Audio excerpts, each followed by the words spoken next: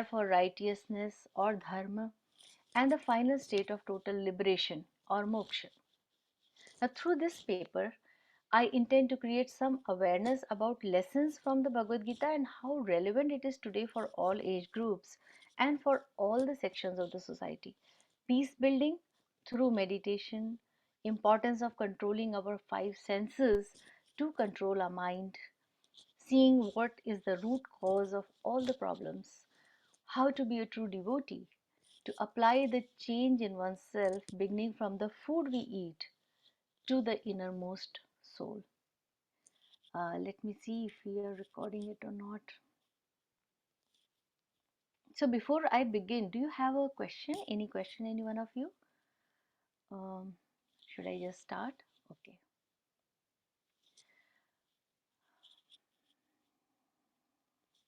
fine.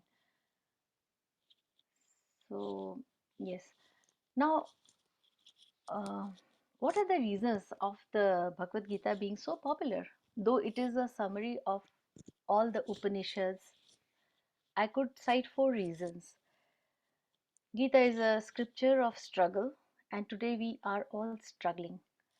Upanishads were written in a peaceful atmosphere without any distractions, while Gita is a conversation just before the battle in the middle of Kurukshetra. Kurukshetra is not just a place in Haryana, but it represents also our mind. It's the war between the divine and the demon in our own minds. That is why it appeals so much to us. Krishna himself is the Guru in this. The relation between the Guru and the Shishya is not seen anywhere else so excellent. In no other scripture we see a friend like he is to Arjun. He is with Arjun, with him, not sitting somewhere high up and guiding. He is with Arjun and guiding him, and this is a very amazing relationship that we see here. And the Bhagavad Gita is not limited to any religion, any country, or any particular sect, but it is a universal guide all over the world, not just the Hindus, but everyone reads it. And I will show you, I will give you some examples. So they say that why we should read the Bhagavad Gita and what do we learn. So people who are young, kids, like I have uh, interacted with, I think, more than hundreds of kids during my last 1 year, and I find that they are very curious and they understand the lessons that I have taken out from the entire 700 verses which are relevant for the kids, and they have responded so well to it. They are learning how to live. Older people, they learn how to die peacefully. Strong person gets a direction. The tired people feel rested. The learned, who are very learned, they get humility, and the ignorant gets wisdom. Those who are troubled, they get peace. The rich get compassion, and the weak derives strength from it. Those who are doubting, they get assurance, and the sinner gets salvation, and the seeker gets moksha. So that is why they say for all kinds of guidance, Bhagavad Gita is the answer.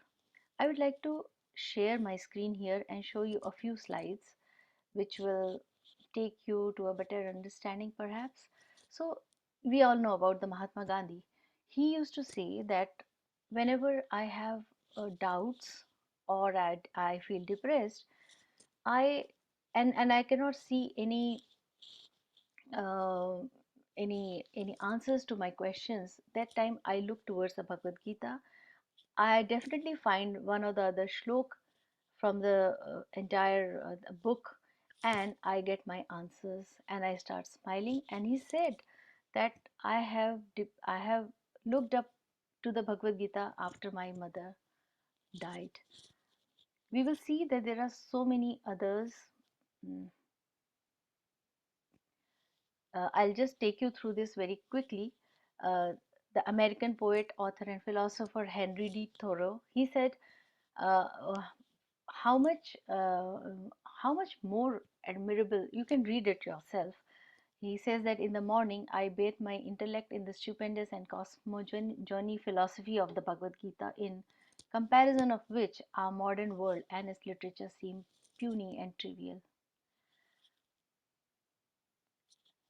T.S. Eliot, American poet who studied Sanskrit just to understand the depth of the meaning hidden behind each and every line in the shlokas. And in his poem, The Dry Salvages, he mentions conversation between Krishna and Arjun. Not farewell, but fare forward voyages. These is very famous lines. Sunita Williams, the American Indian born astronaut, carried a Ganesha idol and a copy of Bhagavad Gita with her in the space. And same way, I'll just take you. Okay, let me see. Mahatma Gandhi. He just now I read about what did he say. Albert Einstein. He said, we all know him for his theory of relativity. When I read the Bhagavad Gita and reflect about how God created this universe, everything else seems so superfluous. Aldous Huxley, he writes, he's an English writer and philosopher. He says the BG is the most systematic statement of spiritual evolution of endowing value to mankind. It is the most clear and comprehensive summaries of perennial philosophy ever revealed. Hence, its enduring value is subject not only to India but to all of the humanity. Just please read all these. I'll just,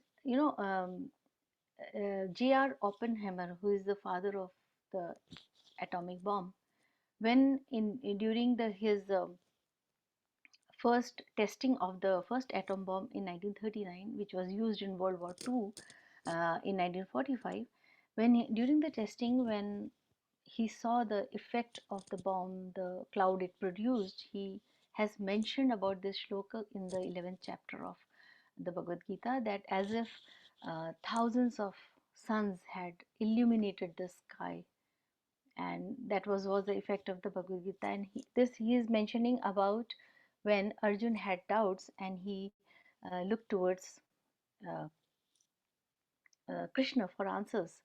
And when he asked him, "How do I believe you?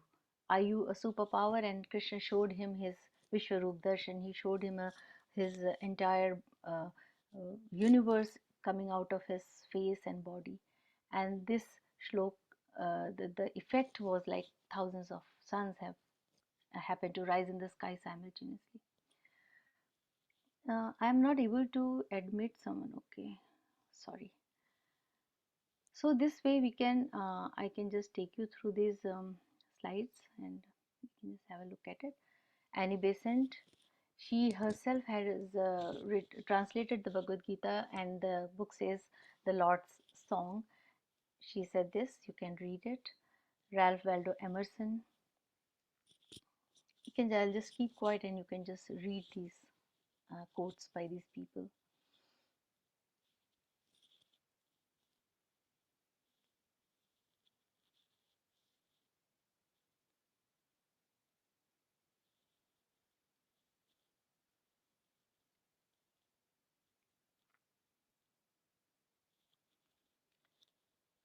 Warren Hastings, and in the end, Will Smith, who is a Hollywood actor, he is also a great follower of the Bhagavad Gita, and he says that I'm finding Krishna in me. Okay, so let's go ahead then. So now, if you see that the Bhagavad Gita was written some 5,000 years ago, there are striking changes in the society since then. We are living in the 21st century in a completely transformed society. All the external ways have changed, but when we compare Arjuna's emotional breakdown with the current situations, we can see that the internal world of a person has not transformed at all. Though we made rapid strides externally, we have the same weaknesses as Arjun. In fact, the stress and anxiety of the current society has reached almost pandemic levels. And in this scenario, we can say that the Bhagavad Gita can be used for emancipatory education, for developing values such as compassion, ethics, integrity, empathy, patriotism, truth, service, non-violence, nishkam karma, cleanliness, responsibility, patience, and so much more. as NEP 2020 says in its vision also, to instill among the learners a deep rooted pride in being Indian, not only in thought but also in spirit, intellect, and deeds as well, to develop knowledge, skills, values, and dispositions that support responsible commitment to human rights, sustainable development, and living and global well being, thereby reflecting a truly global citizen. To understand the ancient scriptures like the Bhagavad Gita, to awaken humanity within us, show the right path in life, instill honesty, hard work, courage, and remove violence from the society, to understand the importance of metacognition, to understand the basic philosophy of life as told in the Bhagavad Gita, and help to make the world a better place to live in. Now, these are the things uh, the Bhagavad Gita can help us. Now, if we ask about how it builds a bridge with the past and the future. If you look at the past, the Vedic and the Puranic outlooks philosophies, the epics of Ramayana and Mahabharata, out of which Bhagavad Gita is a part of Mahabharata. These Vedic ideas, these Puranas comprise of lot of stories revolving around Vedic ideas. After the 18th century, Vedic ideas were first translated in English. The Bhagavad Gita, which was written almost 5,000 years ago, marks the transition of the old ritual based Vedic culture into a new narrative based Puranic culture. The Puranas, which included the Mahabharata and the Ramayana, were also called Itihas, stories that will always be true. It symbolizes life with all its dynamic colors, emotions, violence, conflicts, and desires. Vedas were written by sages who were much above the average human beings, who accomplished themselves with their severe meditation practices, conveying ideas and philosophies through folk tales instead of rituals or hymns. Vyas also means compiler. He gets the credit of compiling the Vedas. He is also said to have written the Puranas. The Vedas call for a balance between the householder way of life, which enjoys what life has to offer, and the saint's life, which lets go of all material things and lets the mind evolve through austerity. The ideal Vedic world was one where there were no tussle between the householder and the saint's way of life, and such as in the tales of Mithila or the kingdom of Janak. The Bhagavad Gita is the advice given by charioteer Krishna to the warrior Arjun just before the beginning of this war. The Bhagavad Gita comprises of 18 chapters, which has total 700 verses, and out of which 574 are spoken by Krishna, 84 are spoken by Arjun, and 41 are spoken by Sanjay, who was a uh, you can say he was telecasting the entire um, event happening at the Kurukshetra to Dhritarashtra, who was a blind king. Dhritarashtra spoke one shlok in the Bhagavad Gita. In fact, the first shlok of the Gita begins with a shlok by Dhritarashtra. This is a conversation is about 90 minutes, and where both the sides the soldiers are waiting for the war to begin, and at that time, during that 1.5 hours, it happened. It was a dialogue between Krishna and Arjun, and overheard by Sanjay and Dhritarashtra listening. Now, this is a manual of life, and it can bring about self-realization. It is it is very easy. Gita says that the journey is easier as a saint who is detached from all materialistic aspects of life.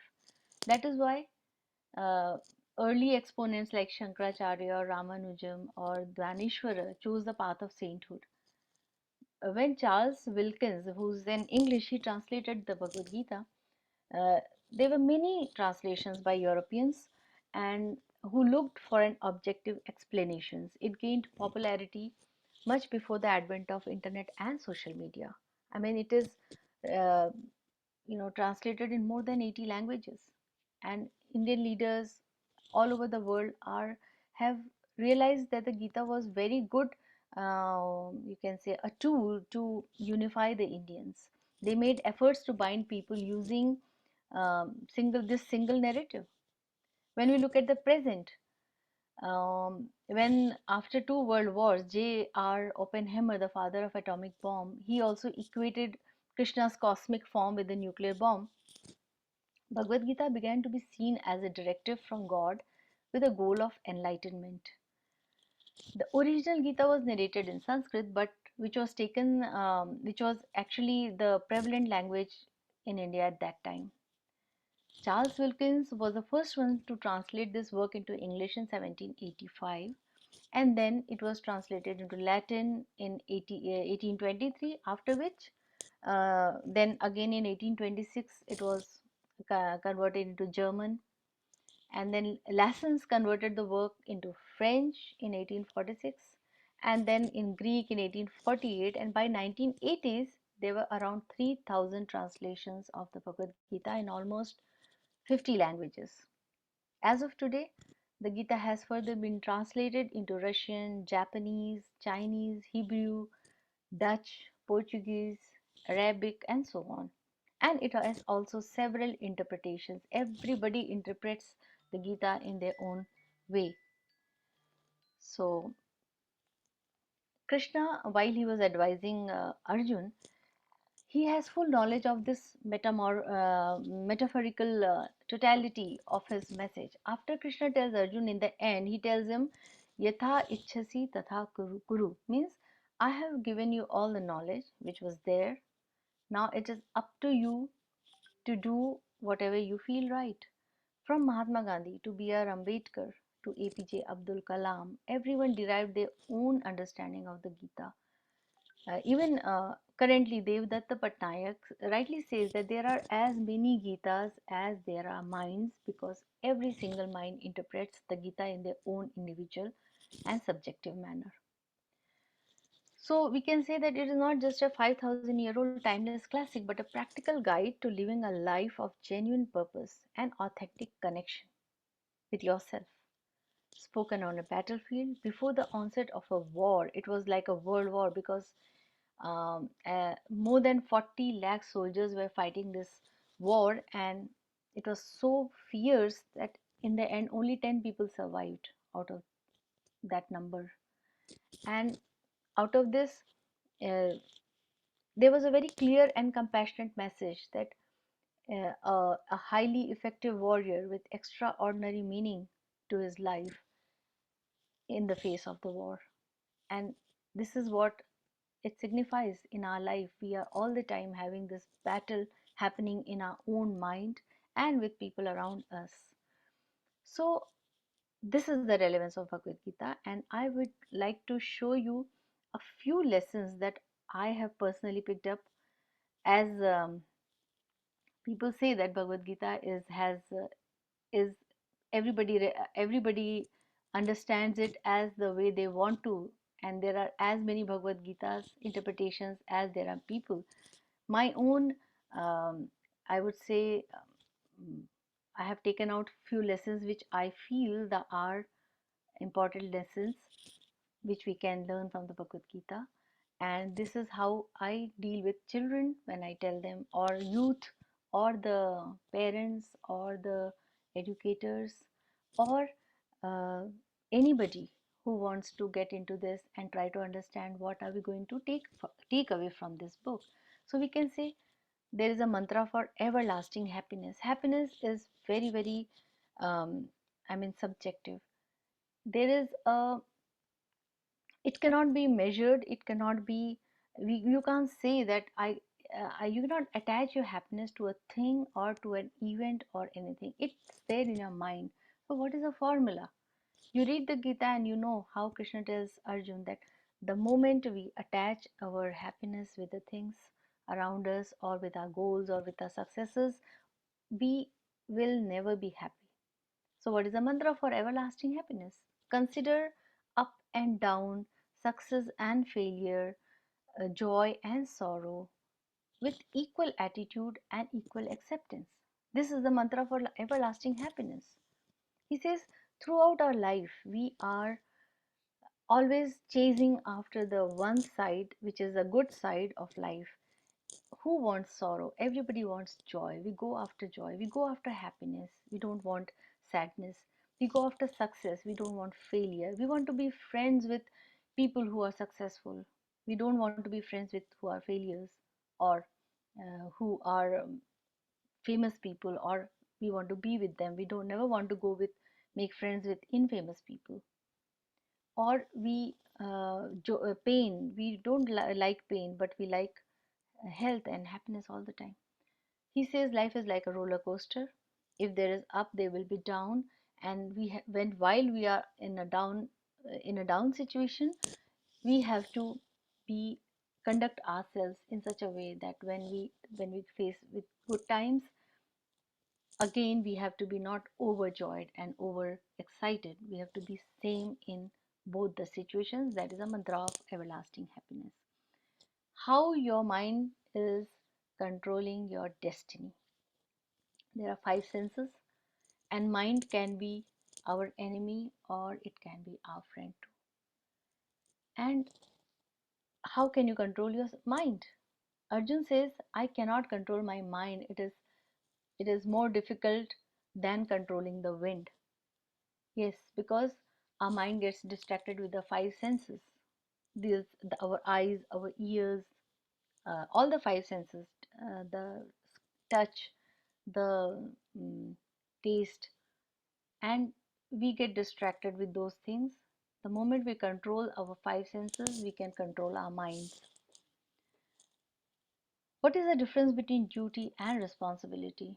When Arjun does not want to fight the war battle with his elders, with his gurus, with his friends, cousins, his mind is Krishna reminds him that you are a warrior and this is your holy duty and responsibility. Duty is to fight the war, and there is a responsibility behind you. There are so many of them just waiting, depending on you It has come to to our leave the attention war that do and not go away. allow Muslims to enter the United States. This policy is going to have a Some huge disturbance. impact. Let me just check. The more Muslims feel that they can recruit them, the more United States appears to be targeted. So, okay, controlling the mind, and then this difference between duty versus responsibility, not getting attached to the outcome. We are always attached to the outcome, and it is like, writing the exam to come first in the class versus writing the exam to do your best and then leaving the result uh, on its own. This is the just a small example. So whenever we do something, we do it for the sake of doing it to the best of our ability rather than thinking about the result and then doing only for that. Of course, we work for the results, but then the way the attitude has to change. Desire, anger, and greed are the root cause of all the problems.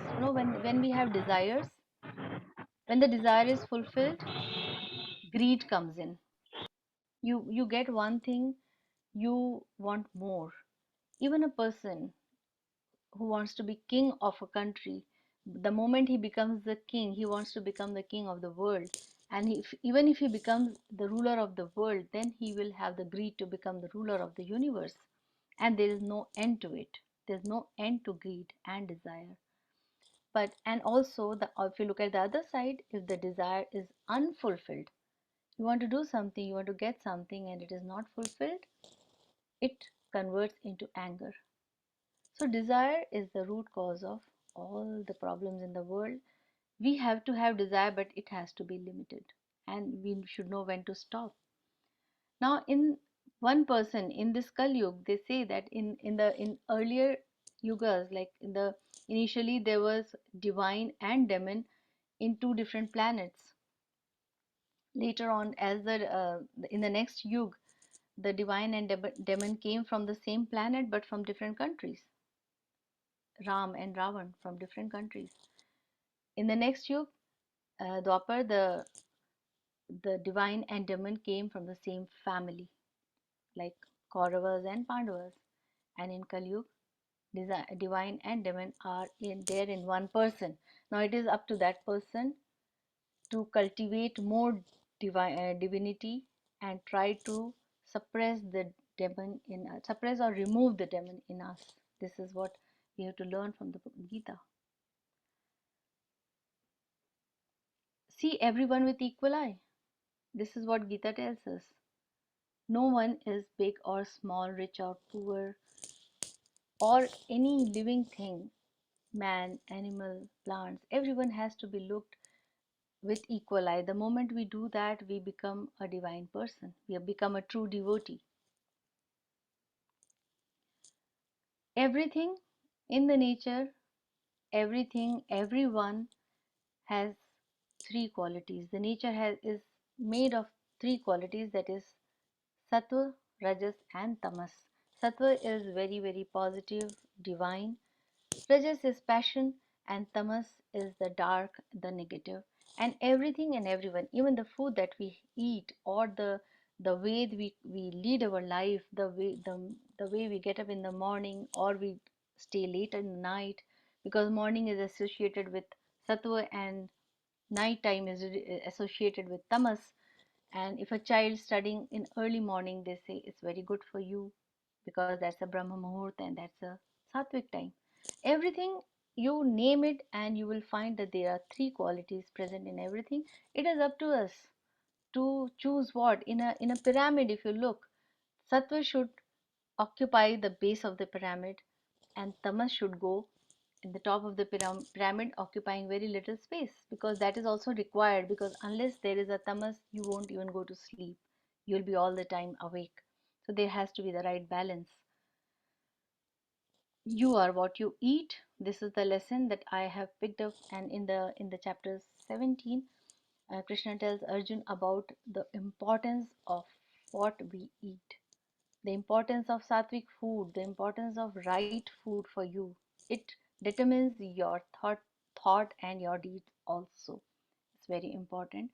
And the last lesson which I see, I deeply take understand, and which is so relevant for everyone, that the moment we decide that there is a superpower everywhere, even the science today says that yes, there is there is something which determines everything that we do, which is cannot be described, and that is actually the element in every one of us, whether it is a human being or it's an animal or it's a plant or it's nature.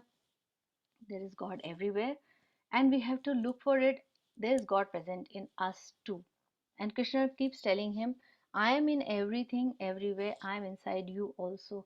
If you have doubts and questions, just ask yourself. Don't go on asking others. So these are some 10 lessons that I feel is very, very relevant for all ages, all times, whether it was past, whether it is present, and whether it is going to be future. These things are always going to be there with the human mind and human life. So, do you have anything to ask at this moment? So there are so many beautiful shlokas in which talks about different things. Like when Krishna starts telling Arjun from the beginning, and from the second chapter, he says that there was never a time when there was the or I did not exist, or these kings did not exist. When he tells him that you don't worry about killing anyone, because you are actually not killing them, you are only killing the body. The soul stays on, it never dies. And just as this embodied soul continuously passes from childhood to youth to the old age, similarly, after you die, it passes on to the other body. It lives on. And if you are a wise person, you will not get deluded by it. And then he goes on to tell him, all the wise people have discovered this truth, and of the non-existent there is no coming to be, of the existent there is no ceasing to be.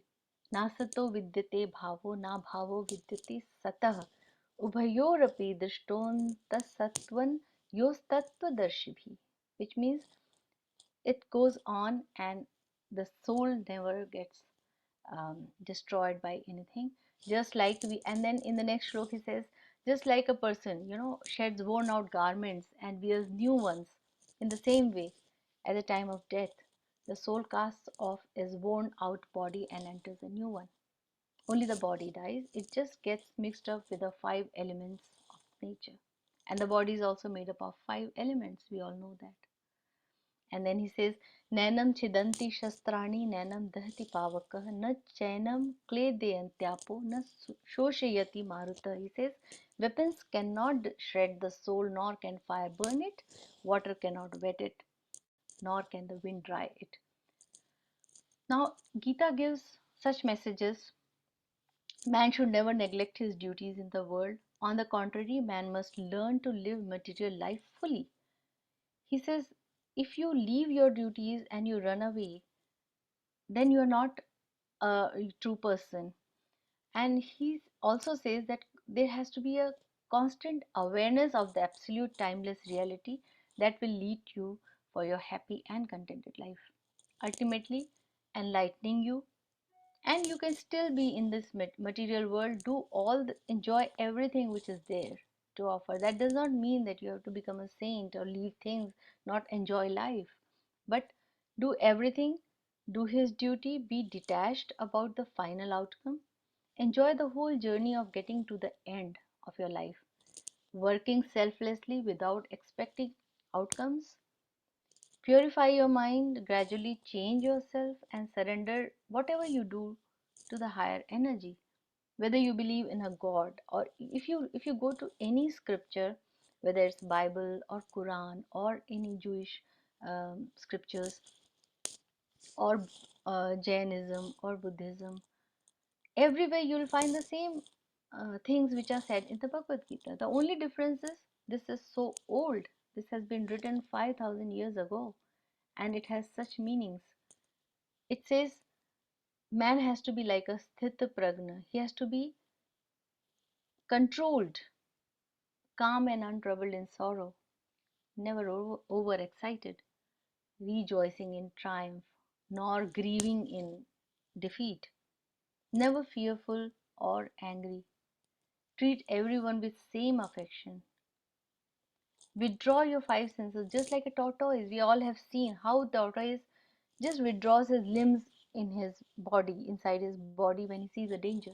In the same way, when we see the distractions around us, should be taken as a danger and withdraw our five senses, and then that is how we can control our mind. Like just like a ocean, mighty ocean, there is a very wonderful shloka in this chapter which talks about how the mighty ocean is undisturbed by all the countless rivers running into it, bringing all the things with it, all the garbage or the uh, good things or bad things, and it just comes into the ocean. Nothing happens to the ocean. Ocean remains same. Have you ever heard that the ocean gets disturbed by all the seas falling into it? Never. A person has to be like that.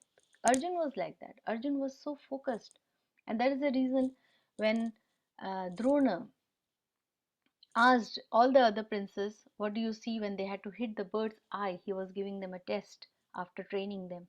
What do you see? All the other princes, they talked about what all they saw.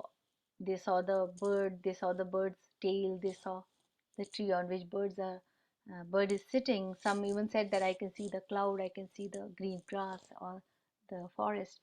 It was only Arjun who said I can see only the eye of the bird. And this is a lesson today's generation has to see, that you have to be focused. Your goal should be fixed like Arjun. You have to be a yogi like Arjun. And that was the reason he was always successful. He became Ati Maharathi in his warrior training. He was the one whom nobody could defeat in the war. He was so powerful. And then in this same chapter, he talks about that we have right only to do our duty which are prescribed to us by God. If I'm a whatever role we have got in this world, you have to prescribe there are certain duties prescribed as per the law of the society. Do your duties, perform them. You are not entitled to the fruits of your actions. Never consider, and also never consider yourself to be the doer. That's the biggest lesson of the Bhagavad Gita. We always feel that I have done it, but Actually, think about it. If you don't get support of so many things, like for example, I'm talking to you through this computer, through this internet, through all the things, then if the nature does not support, if I don't get support of free oxygen that I'm breathing, will I be able to talk to you? I cannot be proud of my knowledge. Oh, I have this knowledge. But if I can't see, if there is total dark, I can't even see with my eyes. I would say I can see. So we can never think that we are the doer of anything. You think about a plate of food that you have in front of you. How many people have worked to get that few things that are there in your plate to eat? There will be somebody who must have sown a seed, somebody must have looked after that tree or plant or fruit or vegetable or the grains that we are eating, and then how, where all it traveled, and ultimately somebody prepared for you, and ultimately you got it in your plate. How many people we have to be gratitude about, express our gratitude about? How can we say I earned this food and um, I this is my, I have a right to eat it?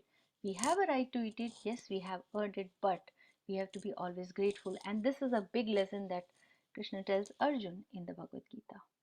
Everybody knows about it, but still we always feel that we are the doer, and this is the biggest mistake we make. Then about the mind, if you don't control your mind, it becomes your enemy. If you control it, it becomes your best friend. And everything is a matter of choice. Think about a very small example, how you control your mind and how you make choices. A controlled mind can make a right choice. Think about a knife in the hand of a robber, it becomes a weapon, whereas in the hand of a surgeon, it becomes a tool. It's a matter of choice. And how can the choice be uh, positive and help the society? It is only when the mind is in control. This is the biggest, one of the very big lesson taught to us in the Bhagavad Gita. I'll take you through a slide which tells us, Krishna tells Arjun who is a true devotee. It's not that you need to be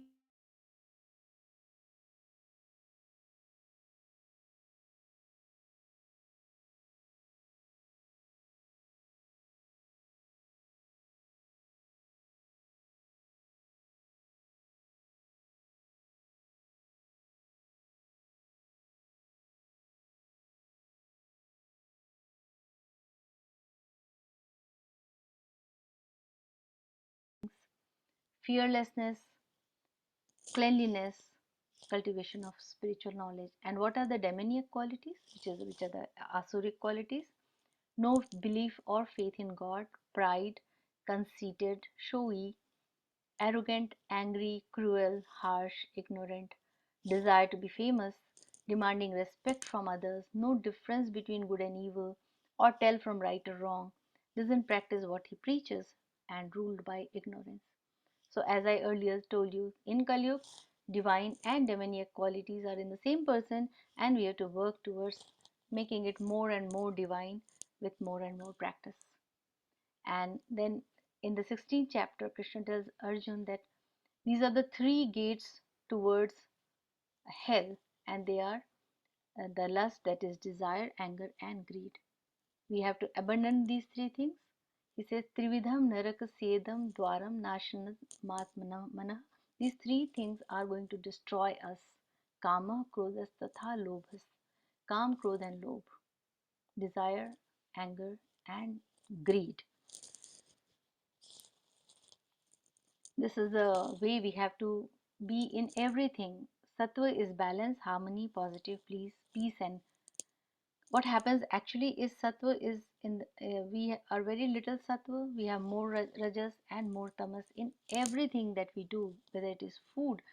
Talks about just like a bird in the cage, we take care of our body, the outwardness of the body, and we don't take care of the inner soul.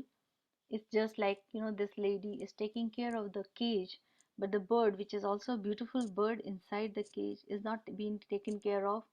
Will you like this picture or the one on your right? Although the cage is simple, but the bird looks very healthy. So there has to be a balance in our life. We are what we think. If we take garbage in, garbage will come out. Our words become our action. Action becomes a habit becomes a character.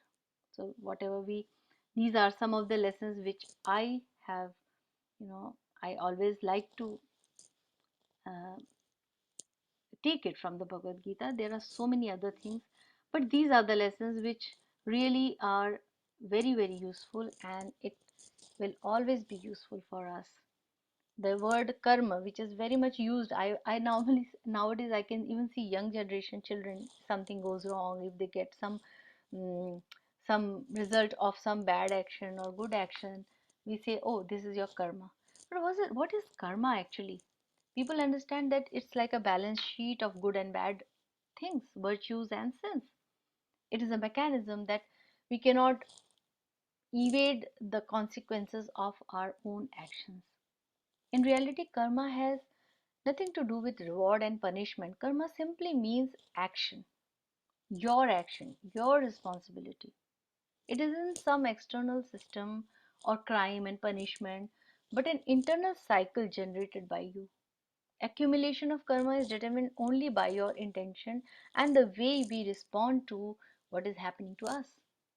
Over the time, it is possible to become, uh, you know, uh, this becomes like our own unconscious pattern or behavior. It's like, we are the driver of our own life.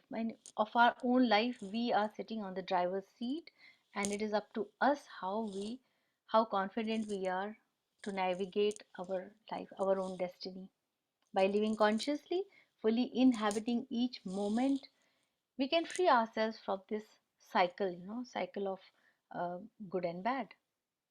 It's an exploration and a manual restoring us to understand the original potential for freedom and empowerment instead of source for entanglement. We have to learn how to intelligently and joyfully in this challenging world, how to conduct ourselves, conduct our lives.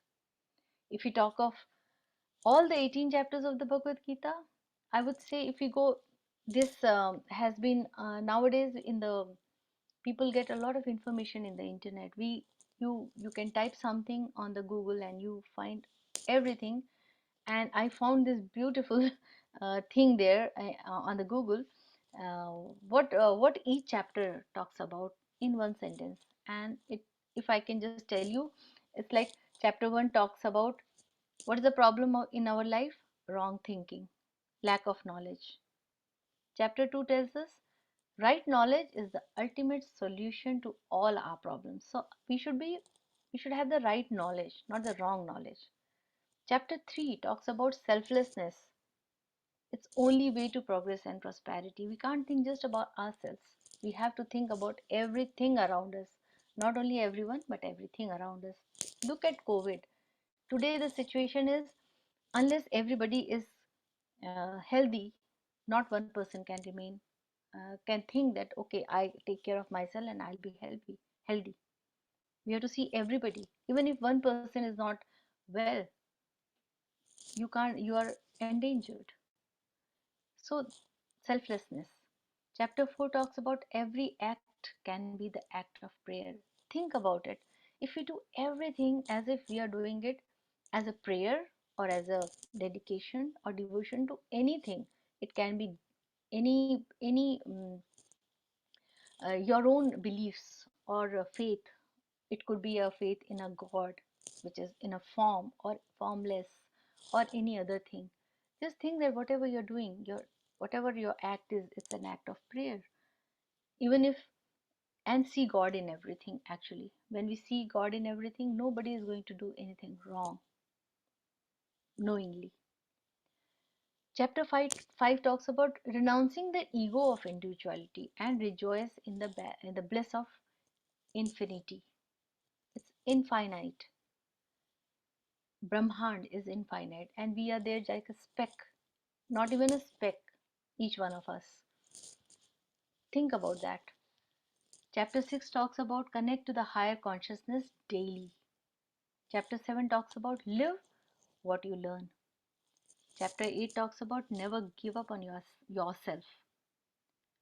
9. Value your blessings, be in gratitude all the time. Chapter 10 says you must see divinity all around. You will see divinity everywhere. Wherever you find something which is extraordinarily beautiful, or a very intelligent child, or a very beautiful sunrise, just think that there is divinity in this all around you. Chapter 11 talks about have enough surrender to see the truth as it is. 12 talks about absorb your mind in the higher. Chapter 13 says detach from the worldly bliss or the Maya and attach to divine.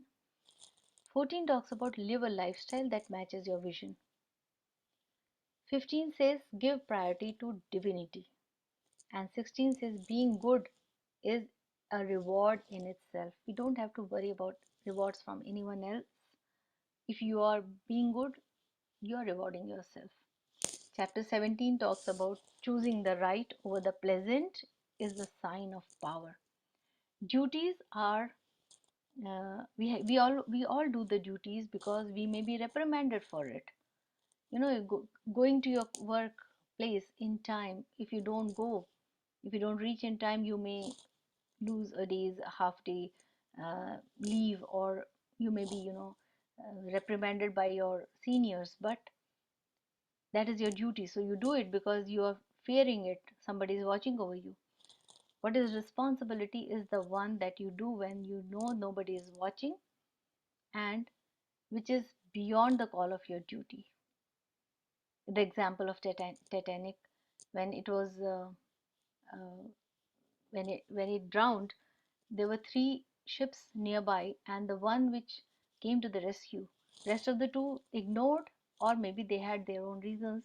But Captain Rostron, when he heard the distress signals, not only did he rush towards the Titanic, it was a very small ship itself with 700 passengers in it. He made arrangements to be able to reach there and help more people by turning off the steam, by saving the power, turning converting all the cabins into emergency beds, asked everyone to collect all the blankets and collect all the food which was there. So this was the responsibility, and this differentiates between duty and responsibility. At that time, it was such a risky affair to do. He knew that he may never find the Titanic because the weather was horrible and the signals were not clear. But he had faith and he wanted to help, and he did that, and he saved more than 700 people that night with great risk. That small ship carried more 700 plus 700 people, and that is called responsibility. And the last chapter, um, 18th chapter, Krishna says, let's move in union with God and let's let go everything. So this was a bit of a summary, you can say. I want to tell you here in the end that what is the future? The Bhagavad Gita continues to have great influence on different types of people all over the world. Today, life is extremely busy with its hectic pace, relations getting stressed, too much of violence and corruption everywhere. The youth does not seem to have time for anything at all. It's so difficult to converse with them. Why youth? Everyone, in fact. We are so much engrossed in our digital gadgets, and we are connected globally, but have no time for the people in the same house. Working people are constantly caught up with trying to earn more money in order to provide for their family, or they have their own aspirations to achieve something. And children with more luxuries and material desires, nobody has time for anything. It's a rat race. They lose themselves and their identities even as living beings. You can't even think about the higher entities. Just as living beings also, they are losing their identities. So, Bhagavad Gita as a bridge for the present and future in an age when spirituality is steadily on the decline on a global scale and materialism rules the roost. Many people experience that they invariably find an answer to their particular question or issues by following the powerful lessons of the Bhagavad Gita. Gita has its appeal till date. Life is filled with anxiety, uncertainty, and sorrow. We have fallen out of tune both with ourselves as well as in our surroundings. As a result, we have disharmony within ourselves and without, and fail to find true happiness within. Also fail to make our family and friends happy. Greed to own more material things, unfulfilled desires, and harboring negative emotions such as jealousy, hatred, are some of the reasons why we lose touch with the real us, which is actually real us inside us. If we look inside, it's calm, serene, and ever compassionate, but we are losing touch with ourselves.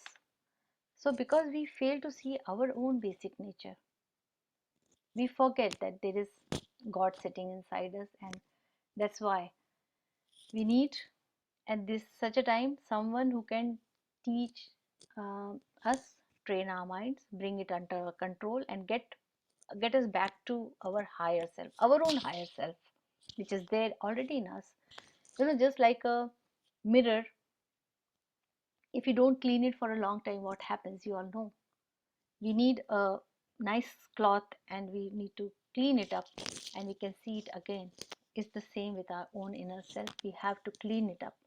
And the youth is the wealth of nation.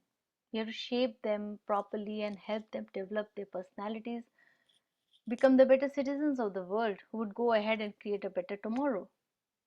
The present generation is currently experiencing a lot of stress, worries, and tensions. They tend to age faster and fall prey to various illnesses and ailments. Every day we hear of people, younger and younger people, getting heart attacks or diabetes or such lifestyle related diseases.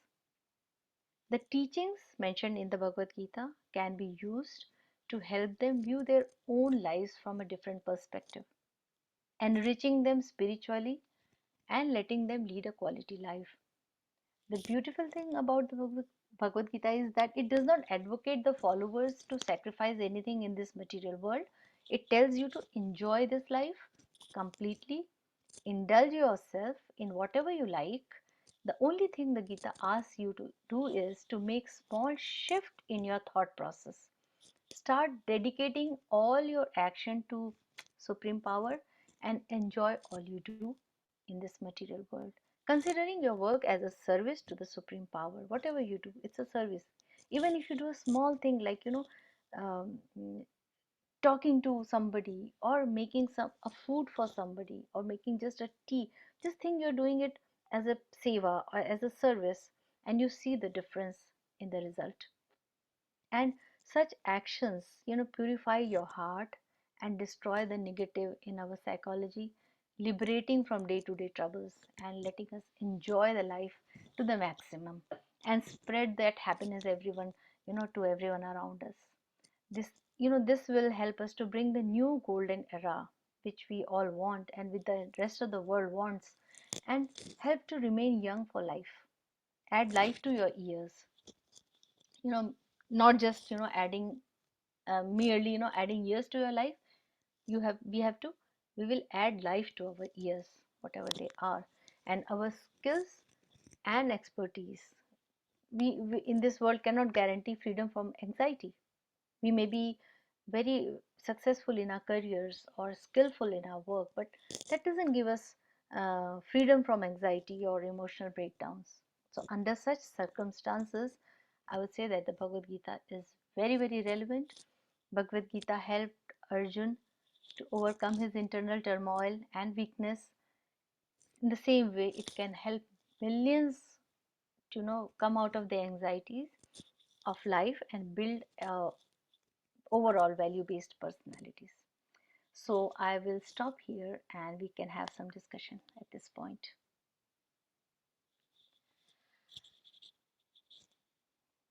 Yes.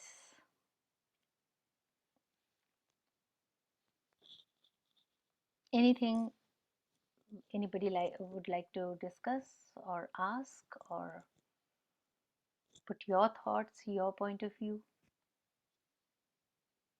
Um, Participants can post their questions on chat, but yeah, while they do that, uh, Dr. Sangeeta, what I found interesting, I joined a little late, Yes. administrative duties, but Yes, from the Sangeeta. bit I heard, this shift in oneself, I think, is an excellent starting point, where Hmm. when we come specifically to interfaith engagement, of course, to generally improve the quality of life, but self-reflection is something that is extremely important to the peace process. I feel, and something that's not really spoken about very much when it comes to when things like conflict resolution or dialogue are usually discussed. The thing about self-reflection is not, it's always about how do you engage the other, how do you talk to Hmm. the other. It's always other focused. But what my big takeaway from your session was that the importance of self-reflection and how a shift in attitude really is the starting point of changing everything else that happens Oh, around yes, us. definitely, uh, definitely. yeah, but do you have any other particular, say, examples or skill sets, in a specifically interfaith context? Suppose I am sitting here to engage with the a person of another faith who, say, I fairly disagree with, but what from the Gita uh, can I use or remember so that it'll help me dialogue better? See, if you see in one of the chapters, Krishna tells that the person who is a true devotee, Bhagavad Gita never talks about any religion. You know, if you go through the entire 700 shlokas, nowhere he says that you have to worship a particular god or follow a particular religion. He is only talking about a religion of a person, your personal qualities, how you can be a true devotee. When I gave you the list of who is a true devotee, if you see, he has again and again talked about a person who is compassionate, who is free of ego, who is even minded, who considers everyone as same, everyone as yourself, because he has been saying that there is God present in every one of you. God element is present. There is a soul and there is an inner soul, and today science talks about it, and they say that yes, there is something in all of us which is free of any personality or anything. It is there. It's a soul, inner soul, which actually is the person, and that is what we need to um, you can say empower within us. Talking of interfaith, again and again it appears in the Bhagavad Gita that a true devotee is a person who considers everyone with same attitude. He considers all as equal. It can be never rich or poor, big or small, this following this faith or that faith. Everybody as a person is a human being, and he will be called a true devotee when he considers the other person as himself, as his own part of God. There's part of God inside me, inside you. There's a God particle which is there divided into every one of us, and we are all one. Bhagavad Gita has been, I mean, that is the reason so many people have just learned Sanskrit to understand the Bhagavad Gita, because Sanskrit is a language which, in one sentence, they have layers and layers of meaning even in one word. So many of these people who are don't come from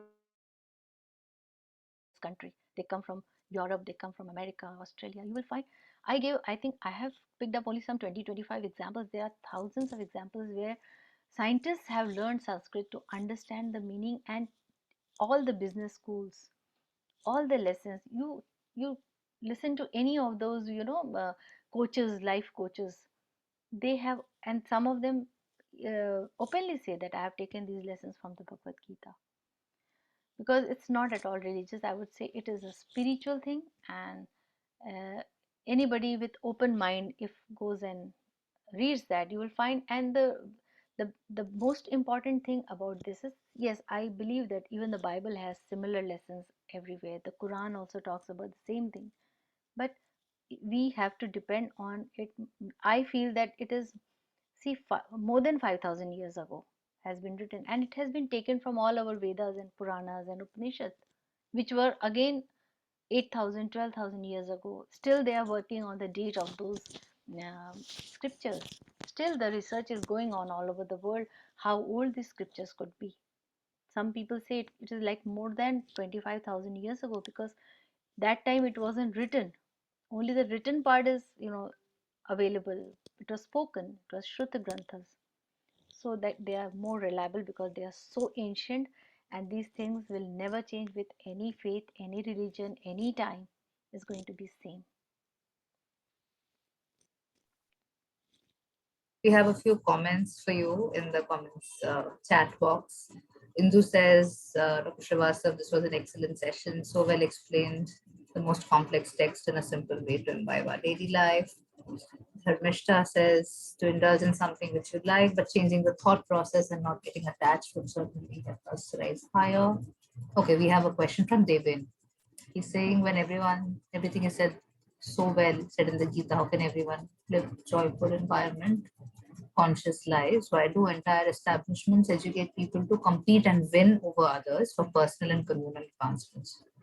Why is this country, which is the birthplace of this great text, still continues to advance material, culture, and military power? What are the citizens supposed to do? Any national duty? Like, yeah, as opposed to, what is, as regards to personal, spiritual, elevation See, and that versus is, national. I 100% agree. First of all, I like to thank Indu ma'am and Dharmishta ma'am. Thank you, ma'am, for being here. Indu Garg has been my guide and mentor, and I had done my PhD under her. And for this paper also, or any paper, whenever I write, she is my guide. Thank So you for thank you, coming ma'am. here. Yes, and Dharmishta ma'am is a principal in a school in Mumbai. Thank you, ma'am, for joining. Komal Sharma is a teacher in my school. Yes, Debenji, I 100% agree that this text, this country is actually fortunate. We are all fortunate to have, such rich cultural heritage and such rich texts which are available, and all over the world people are, taking things from it. But your question is that, why do the entire establishments educate people to compete and win over others for personal and communal advancements? I think nobody does. Actually, if you look at the texts and books and the systems, nobody is telling you to, compete, win over others, or and communal advancements are actually, you can say, um, they are provocated for many personal, or you can say other political, or some, it's very different milieu, I would say. It's a total different chapter of how these things. I remember I come from a place called Lucknow in India, that is Lucknow, everybody knows. And the Hindu Muslim population is almost 50-50% in that place. We live, that city is so well gelled in this. We have never had a Hindu Muslim riot in Lucknow, where the population is almost 50-50. We do have Shia Sunni riots, we do have, Hindu riots, but never which you will find. And but today, yes, things are changing. There has been, just because, I would say, because people have some vested interests have created that divide among the people. And uh, citizens are supposed to do any national duty. I mean, yes, we are supposed to do as you, as whatever points, those, if you just look at those 10 points that I have taken out. Existing education system, yes, no system education asks us to compete or cooperate. I'll tell you, initially, yes, the education system that we were following was given to us by the British, and we followed that, blindly. And now the new education policy, if you read it, I have read it very thoroughly, and I'm so happy to see there are so many, at so many places, like uh, 22 point 4.27 28, and then goes to the 11th section, which talks 4.27 28 is of secondary education. Then it goes to the higher education, technical education. In each chapters they have written this very clearly, existing. No, compete and cooperate is absolutely a personal thing happening. It is personally the parents or the schools for their vested interest to come in the newspapers for getting the best results, 100% results, or parents want to compete with, I want my child to do better than those.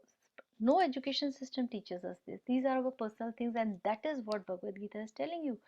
Bring a change in yourself, in your own self. Everybody starts thinking like that. Everybody starts thinking, changing yourself. Think about it. If everybody change your own thinking and attitude, and trying to become more and more divine, removing the tamasic gunas from our character and becoming more and more sattvic, this is what need to be done. No, Devenji, you're saying main thrust in the NEP 2020 is economic growth, the same material culture. I have some text about NEP which I can just read it out to you. What it actually says. It is very strongly talking about this. I think I mentioned also in my talk how NEP is. If you read everywhere, they are talking about um, how to achieve this economic growth. How to improve the base of it. In the section 4.4 of NEP, I have seen the words like integrity, ahimsa, nishkam karma, seva, satya, gender sensitivity, patience, helpfulness, respect for elders, courtesy, equality, righteous conduct, patriotism, responsibility, respect for all people irrespective of their backgrounds and capabilities, respect for environment. These are the words written in NEP 2020, that through education we have to bring in these things. How do you think you can bring those things? You think it's a magic wand that we say, okay, these things we can teach them? No, it is through these things, through gradual. um, if each educator starts thinking like this, that we have to teach these things to our schools, in our schools. If we have to put more impetus on value education, which is being taught, which is a part of our culture, very much part of our culture. It's not that today it has come, it is there since thousands and thousands of years, only that we have just forgotten about it. Oh, okay, there are more. And I would say that yes, government has been working on it. The texts are being changed, the books are being changed, but it takes a lot of time. We have followed something for more than 200, 300 years. It will take some time to change. It will take at least 2 to 3 decades to change, bring that big change that we are looking at. mm, uh, Deepak Srinivasan has been, what did he say? While I don't agree that Vedic thought could be over 3000 years old and Vedic documentation much younger, I do agree that the content of the text itself is asking us to be contextual and a deeper inquiry and dialogue on the nature of reality. Why NEP 2020, which is framed within um, 2030, does not mention about peace? It does mention. It does mention. I will request you to go through it, go to through the document itself, and I have seen those words there. Peace education, peace. I mean, peace has appeared again and again in the NEP document, and it talks about um, peace. It talks about how to integrate these values in all the subjects. Okay, it's there. If you read that, I think you go to section. If you read from 4.27, 28, and uh, and then in the higher education section also, you will find these words are there, but they are talking about the peace, and how we'll bring peace by change in the shift in the individual. Peace cannot come in, it doesn't appear somewhere that you just bring in and teach to them. It comes by change, inner change, and this inner change can happen only by such activities, such discussions, and such forums. Yeah. Indugar has rightly said that peace will follow if duty and responsibilities are taken care of. We have about 10 more minutes. So if Hmm. anyone has any more questions, also feel free to turn your cameras on so we know, it's a small group. It would be nice to see your Yeah. faces. Yes. Yes, ma'am has been speaking. Yes. Uh, Father Elvis is here. Hi, Deepak.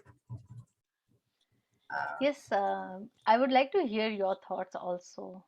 Yeah. If Uh, anyone has anything to say, um, I can give you all rights to speak since we have a good now 8 minutes now. But hmm. yeah, if any, you could raise your hands and I could ask to unmute. I Yes, think Deben has rightly said that peace education is an emerging multidisciplinary subject. Yes, it is. and you know what? I have seen the textbooks of NCRT and uh, all the languages, or in science, the activities which students are given to do at the end of each chapter. Like they're teaching about, say, for example, if they're teaching about a life cycle of a butterfly, that the activities which are given after the chapter, you see, beautiful. And it's not just telling you about the subject, it also talks about so many other things, like how life is, it's so it lives only for a few days. And I think Komal Sharma will be able to throw some light on the activities the new books are coming up with, which really are very, very interdisciplinary, and all the subjects are connected to each other. And value education is being uh, given in a very subtle manner, not directly, but a very subtle way. It is up to the educators now how we implement it in the class. And believe me, every time things are done with very good intention, but only at the implementation stage things start failing, because it is again individual. It is up to the teacher who is there in the class with those students, how he or she, you know, uh, takes it up. Yes, Deepak ji, Um, you can you can unmute I yourself. Yeah, hi. uh, I got a little bit of the presentation. There were some signal issues at my end, but I got some of the really interesting nuggets that you had to share. Uh, it's just I'm sorry to harp on that the the timing or the kind of archaeological versus anthropological uh-huh. versus the religious kind of dating of texts and dating of output, Mhm. whether it is Vedic or Upanishads or Vedantic ideas.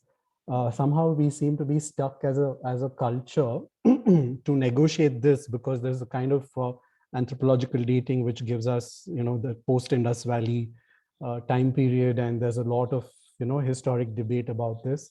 Mhm. uh, and there's a kind of a anxiety from our end to negotiate this. We want the texts to be more and more older, Mhm. and I just want us to look at that, because in a way it kind of um, brings down the weight that the content itself has, and the kind of provision and the kind of wisdom that it provides for us. Mhm. I find the text extremely progressive, just in terms of what it opens up, in terms of where you place your dharmic, actions, and what you understand as contextual action.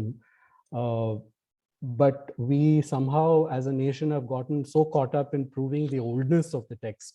Do you think there's a problem with that kind of approach, or will there be a way to integrate these two ideas of the kind of archaeological anthropological evidence versus what belief or faith says, which is that it's timeless. I mean, timelessness also comes as is a concept, right? Like, because Yes. everything is beyond space and time also, which science is telling us.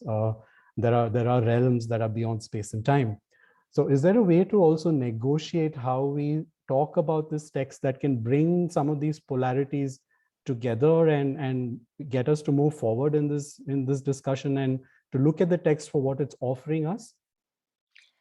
Absolutely, yes, because I think looking at the age of the text, and that is a different, altogether a different, parallel thing going on, which doesn't concern the, and it doesn't affect the validity of what is being written. Because If you look at Bhagavad Gita, yes, it is written in Sanskrit, and there are such beautiful things. There are not just one Bhagavad Gita, there are 8 or 10 Bhagavad Gitas, and they are all so rich. If you read the what is it called, mm, there are so many, I mean, and every Gita has its own rich interpretations, and it's like it's a vast, you can say, treasure out there. Why to get embroiled in that age thing and all? Like, for us, as an educator, I would say I will just close my eyes towards that. Let that happen, let them find out, let it be older or newer, what, how does it matter? The thing important is for me as an educator is I can reach it to the maximum number of children or youth who are the future of the country, and at least let them know that this comes from our own country and this is part of our culture. I feel that today youth, at least Indian people, children, they don't know the, see, lack of knowledge is the root cause of all the problems. They don't know why they are rushing towards western world, or why they are not having enough pride in their own culture, why they are indulging in all kinds of wrong things, because they don't know. Nobody has told them. Do I feel as an educator it is a big responsibility on our shoulders that at least how much ever we can in our lifetime we should, without thinking about the results. Like, we have to do our duty, and this is my duty as a, if I take myself, if you are a parent, it is your duty as a parent to make your child exposed to these things. Make him or her learn the language, make him or her, if not language, if you can't go to that extent, at least use the translations and let them have a look at it. And it is so genuine, you can't, nobody can raise a finger that this is wrong or it is something which has been fabricated, or no, it is there, it is real. The shlokas are real, the 700, all 700 of them, pick up any of the shloka, and if, whichever mindset you are in, they are so beautiful. If you are in a mindset, if you are depressed and you open a page and you find a shlok there and you read it, you will feel as if this is written for you. If you read the entire interpretations and understand it, it is so beautiful, it is so universal, I would say. Anybody will feel it, oh, it is, I got my answer there. And it is true, and this is from my own experience, and I feel proud to say that I have interacted more than 8,500 people, 8-year-old to 80-year-old people, and uh, seen that change is happening within them. Even 8-year-old child gives us example, and they talk about how the friend cheated in the exam and he got very good marks and he came in good books of the teachers, and he became the prefect also. Ma'am, what to do, why he cheated? And they want answers to these questions. I came second because I was honest. He came first because he cheated. See, he became the prefect. So these are the questions children have in their mind, that you say honesty is the best policy, but then it doesn't help us. And then, as Devenji rightly said, that what is happening, the parents are actually, putting that pressure on the children, or there is a peer pressure, or there is a pressure from the family as well as from the teachers. We are at fault when we uh, pay stress on these things rather than paying stress on what is supposed to be done. Anyone else can talk about this? Yes. There are other educators. Dharmishta ma'am can talk about it. Komal can say something. We Yes. just about have 4 minutes left. Yes. So Anyone? Yeah. Any last remarks maybe? yeah, and then we will close I mean, the session. Fernandez sir, please. I would love to listen to you. He has Anything? a session coming up, so Oh, yeah, please yeah. attend it, and Sure, sure. Father Elvis will enlighten us. He is one of Father, you're muted, we You're can't mute. hear Oh, you, sorry. You're so mute. we You have to will unmute. Yeah, I also have a little part of Bhagavad Gita Oh. about Nishkama Karma, which I like very much because I find it interesting Most in that difficult? sense. interesting in difficult. itself to do things without desiring the fruit or something praise or whatever. You do things because they are just good to do. So that You has know, been inspiring me since long, since my studies in Varanasi, oh, Indian philosophy. wonderful. So I had picked See, that part. you're very right, because even I have always, whenever I talk to children about this Nishkam Karma, I find it most difficult to tell them. Yeah. And even Arjun told Krishna, no, that you are asking me to plant the tree and not to expect to have the fruit from the tree. You're asking me to take care of the plant, of the sapling, and make it, let it grow, but not expect that I should have the fruit. But actually, it's not so, and I would love to hear your version of it. Yeah, I had also that Emmanuel uh, Kant philosophy of uh, doing good for good, just doing things because they are good, and you do that without any expectation of reward or some praise, but you do things just because they are good, and you do that. So that has been inspiring me since long. And when I also found Bhagavad Gita's Nishkama Karma, which is similar to this philosophy, Yes. to live life on this earth. I hope we carry many more such inspirations beyond this discussion. And I would like to take a moment to thank Dr. Srivastava. So thank you for sharing your insights with us. So there has been a lot to learn, a lot to chew on. And thank you to the participants for joining the session. You feel free to go back to the main room now and network with people there. We're going into a lunch break now for about an hour. I'm just going to paste some details onto chat until that time. One second. And yes, and if yeah, you can maybe stay in the main room while you're taking your break. You can turn off your screens, and the next session that begins at 2 p.m. sharp also follows the same kind of paradigm, where you choose one of the 3 parallel tracks. We again have a paper presentation, a workshop, and short format talks. And I've shared the schedule with you. And I think, yeah, I hope the rest of the day is also as illuminating as this session. So thank you again, ma'am, for doing this for us and joining us all the way. Yes, you're most welcome, and thank you, all of you, all the participants. Deepak ji, I just read your what you had written in the end. I agree with you, but then it needs a lot of discussion. It takes more than maybe 2 hours, 3 hours. We can sit and go. It can be endless. Yeah, yeah. Now that you all have been Okay. introduced, please feel free to exchange, Sure, sure. contacts and take this discussion forward into life. There is Yes, so much to do and so yes. much to learn from each other. I thank you all. You all can leave the breakout room now and go to the main Thank you, room. everyone. Thank you, Thank you everyone. so much. Bye. Bye-bye. Thank you, Dr. Sangeeta. You're welcome.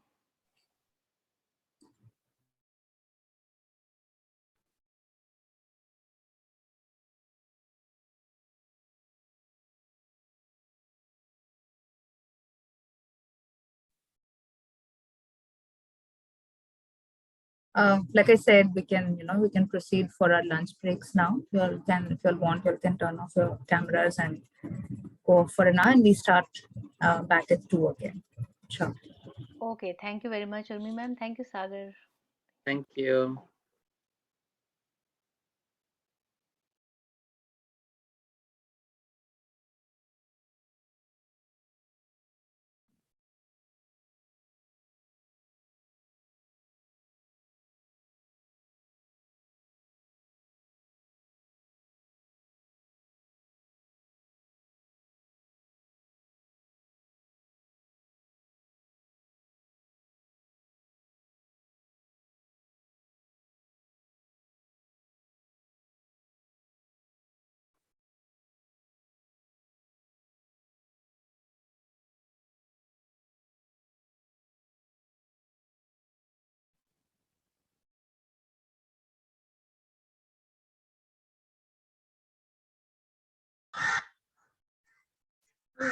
Welcome back to the main room, everyone. Now we're slipping into a lunch break. However, please feel free to stay on and also network with each other if you like. We will begin the next set of tracks at 2 p.m. India time. So that's, well, a little less than an hour from now.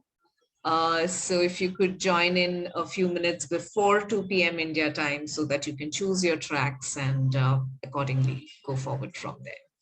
And of course, please feel free to forward the Zoom link to anyone else who you think might be interested in the upcoming sessions. And I'll also post a link to the schedule, which you can refer to if you'd like to choose your tracks for the upcoming session. I've just put up the schedule on chat here.